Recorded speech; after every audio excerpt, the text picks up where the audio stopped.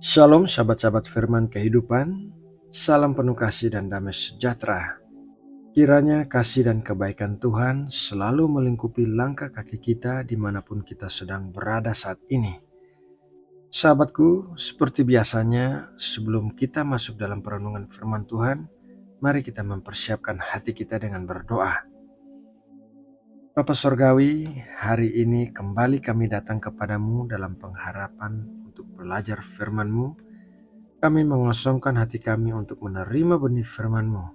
Berikanlah kami pikiran yang jernih, bebas dari asumsi apapun, dan hati yang bersih untuk bisa memahami firman-Mu.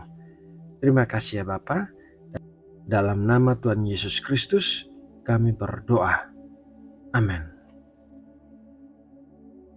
Sahabat firman kehidupan yang dikasihi Allah, dalam renungan firman Tuhan kemarin, kita sudah belajar tentang bahaya keakraban yang bisa membuat kita meremehkan hubungan kita dengan Tuhan.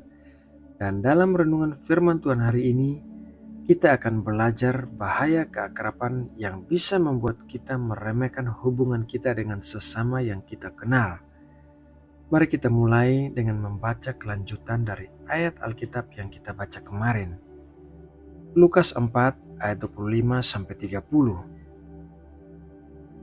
Dan aku berkata kepadamu, dan kataku ini benar. Pada zaman Elia terdapat banyak perempuan janda di Israel ketika langit tertutup selama 3 tahun dan 6 bulan, dan ketika bahaya kelaparan yang hebat menimpa seluruh negeri. Tetapi Elia diutus bukan kepada salah seorang dari mereka, melainkan kepada seorang perempuan janda di Sarfat di tanah Sidon.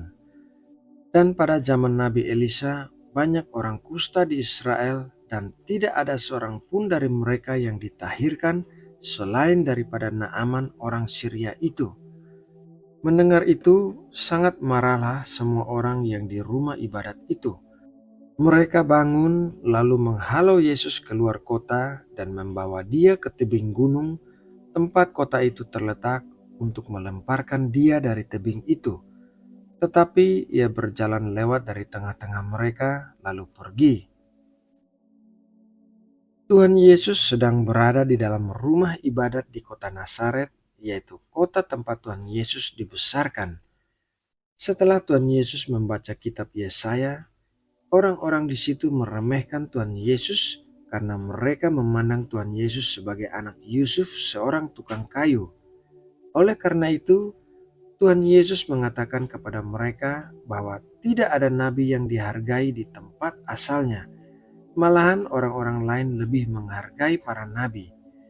Misalnya saja, Elia diutus kepada perempuan janda di Sarfat di tanah Sidon, bukan kepada perempuan janda yang ada di tanah Israel. Begitu juga banyak orang berpenyakit kusta di tanah Israel, tetapi Elisa diutus untuk menyembuhkan Naaman orang Syria. Merasa akrab dengan seseorang yang kita kenal dengan baik membuat kita bisa terjatuh ke dalam bahaya keakraban, yaitu meremehkan seseorang. Kita merasa sudah mengenal dengan baik seseorang sehingga mengetahui segala sesuatu tentang orang itu. Oleh karena itu, kita tidak melihat potensi-potensi yang ada di dalam diri orang lain dan urapan Tuhan yang ada dalam diri orang itu. Saudara-saudara Yusuf memandang Yusuf sebagai seorang anak kesayangan ayahnya yang menerima kasih sayang dan perhatian melebihi mereka. Saudara-saudara Yusuf tidak mengetahui bahwa Yusuf diurapi Tuhan untuk menjadi Perdana Menteri yang akan memiliki kuasa dan akan memelihara kehidupan mereka serta banyak orang lainnya saat kelaparan melanda seluruh negeri.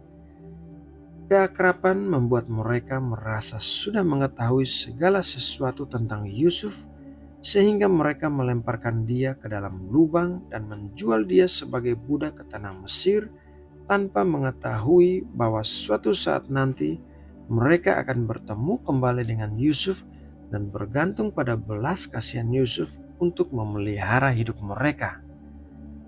Daud diremehkan oleh keluarganya dan ditempatkan untuk menjaga kambing domba, padahal Nabi Samuel telah mengurapi Daud untuk menjadi raja atas bangsa Israel. Begitu juga halnya banyak orang meremehkan saudara kandung mereka yang menjadi hamba Tuhan atau melayani di gereja karena mereka merasa sudah akrab dan mengetahui segala sesuatu tentang saudara mereka itu. Dengan demikian, mereka tidak bisa melihat pengurapan Tuhan yang menyertai saudara mereka yang sebetulnya diberikan untuk memberkati mereka juga.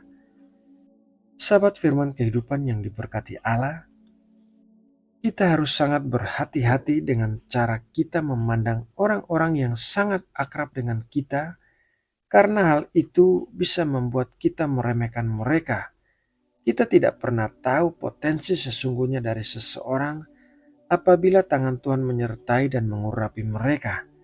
Kita tidak akan bisa menerima berkat-berkat yang diberikan Tuhan kepada kita melalui saudara kita itu apabila kita meremehkan mereka karena merasa sudah mengetahui segala sesuatu tentang mereka.